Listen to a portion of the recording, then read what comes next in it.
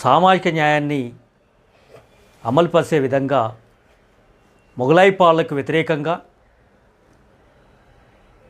భూస్వాములకి ఆనాటి పెత్తందారులకి అణగారిన వర్గాలని ఒక సైన్యంతో కూడగట్టి మరాఠా గడ్డ మీద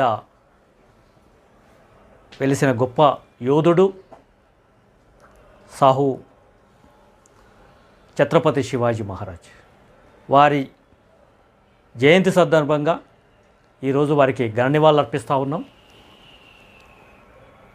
ఆస్తులకు అంతస్తులకు అణగారిన వర్గాలు దూరమయ్యే రోజుల్లోనే అంటరానితనాన్ని రూపుమాపడమే కాదు, ఆత్మగౌరవంతో రాజరికంలో బహుజనులకి పెద్దపీట వేసే ఆలోచనతో చిన్నతనం నుంచే తన తల్లినే మొదటి గురువుగా భావించి మహిళల్ని గౌరవిస్తూ పేద వర్గాలకి కుల మతాలకు అతీతంగా తన సైన్యాన్ని తయారు చేసుకొని సుమారుగా 300 కోటల్ని నిర్మించి పాలించిన చరిత్ర శివాజీ మహారాజ్ది. తెలంగాణ రాష్ట్రంలో మొట్టమొదటి గెరిల్లా పోరాట యోధుడిగా, అణగారిన వర్గాల ఆరాధ్య దైవంగా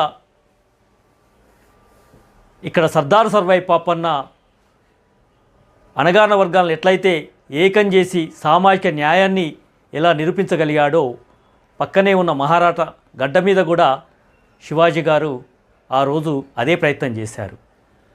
ఇద్దరు కూడా బీసీ వర్గానికి, శూద్ర వర్గానికి, అణగారిన వర్గాల నుంచి వచ్చిన నాయకత్వమే.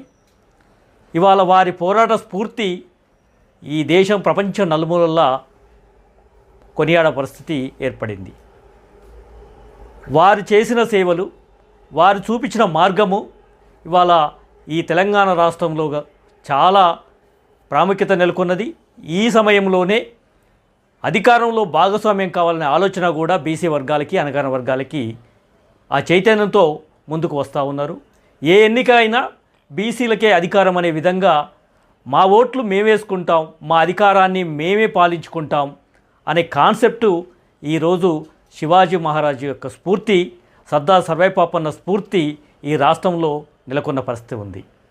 వారు చేసిన గొప్ప ఘనకార్యం, గొప్ప కీర్తి ప్రతిష్టలు ఈ సూర్యచంద్రుడున్నంతకాలము చిరస్థాయిగా నిల్చుంటాయని చెప్పేసి వారు చూసిన బాటలోనే మా బీసీ పొలిటికల్ ఫ్రంట్ అణగారిన వర్గాల ప్రజలు ముందుకు పోతారని ఆశిస్తూ సెలవు తీసుకుంటా ఉన్నా.